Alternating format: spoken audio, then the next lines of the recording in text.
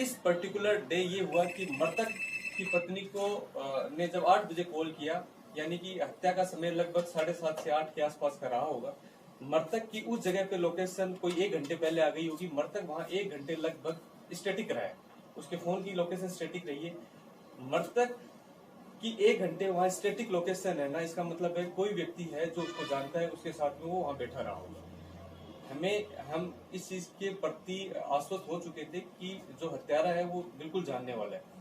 उसके बाद में उसके गुप्तांग को पूरी तरह क्षतिग्रस्त किए जाने से कहीं ना कहीं ऐसा प्रकट हुआ कि अवैध संबंधों के चलते, कोई गहरी रंजिश के चलते ये हत्या कारित की गई होगी। लेकिन जब मृतक का फोन उसके पास में ही मिला, मृतक के फोन के सारे आईडी पासवर्ड सब उसकी पत्नी को पता थे। जब उसके आईडी पासवर्ड से उसके फोन का पत्नी को पता होना अवैध संबंधों के हमारे शक को कमजोर किया, क्योंकि जिस व्यक्ति की अवैध संबंधों को लेकर अगर कोई गहरी रंजिश में इस तरह का कृत्य कारित करता, वो व्यक्ति अपनी पत्नी से अपने आईडी पासवर्ड छुपा के रखता, तो कहीं ना कहीं पुलिस को उस एंगल में कहीं ना कहीं विरोधाभास शुरू से ही नजर आने लगे। उसके बाद में जिस व्यक्ति की इतनी गहरी रंजिश में इस तरह का कृत्य किया जाता है, उसकी आम शोहरत भी उसी तरह की होती है। लेकिन इस व्यक्ति के बारे में सभी ने बताया कि एक शरीफ लड़का है जो सुबह अपने ऑफिस से आता है और शाम को बस्ता लेके वापस अपने घर टाइम से पहुंच जाते हैं ऑटो लेकर।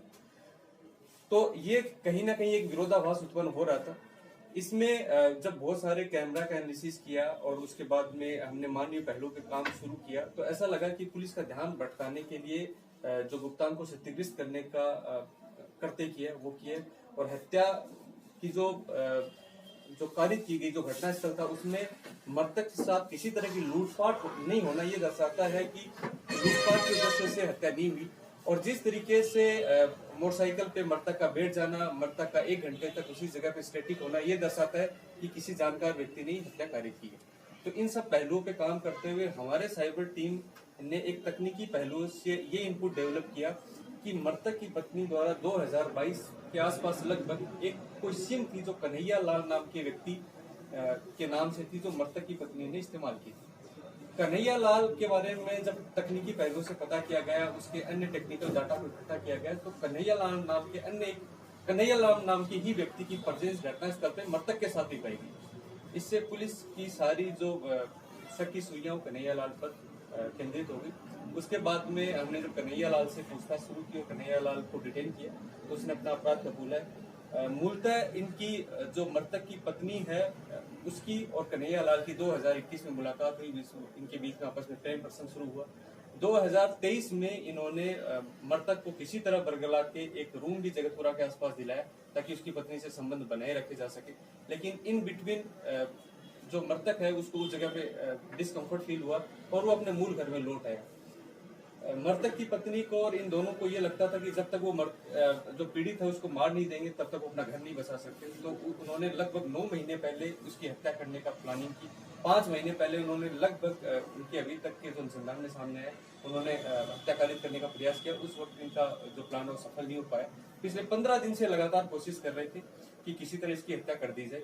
इसके लिए 4-5 दिन पहले इन्होंने चाकू अन्य सामग्री खरीद शुरू की, जिसकी अभी अनुसंधानी तथ्यों से पुष्टि होनी है। इसकी मृतक की पूरी रेकी की गई कि किस रास्ते से चलता है, कौन सी ऐसी जगह है जहां मृतक जो है वो मोटरसाइकिल से उतर के ऑटो लेगा, उसी रास्ते में उसको वहां से उठाया जाना।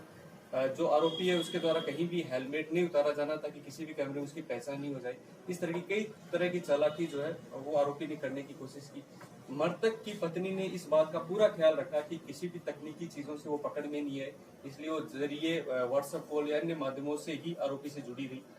उस पर्टिकुलर डे भी उसने व्हाट्सएप कॉल के माध्यम से ही जुड़ी रही। लेकिन मैं आप सभी मीडिया बंधुओं के सामने स्पष्ट कर देना चाहता हूँ कि पुलिस सभी तरह की चीजों को डिटेक्ट कर पाने में सक्षम है और सभी तरह के तकनीकी पहलुओं पर जांच कर पाने में सक्षम है। तो किसी को भी अगर ये लगता है कि वो कुछ भी चालाकी करके अपराध को छुपा सकते हैं तो बिल्कुल संभव नहीं। इस तरह इन दोनों ने प्लानिंग करके ये हत्या कारित की, जिसको हमने 302 और 120 में इन दोनों को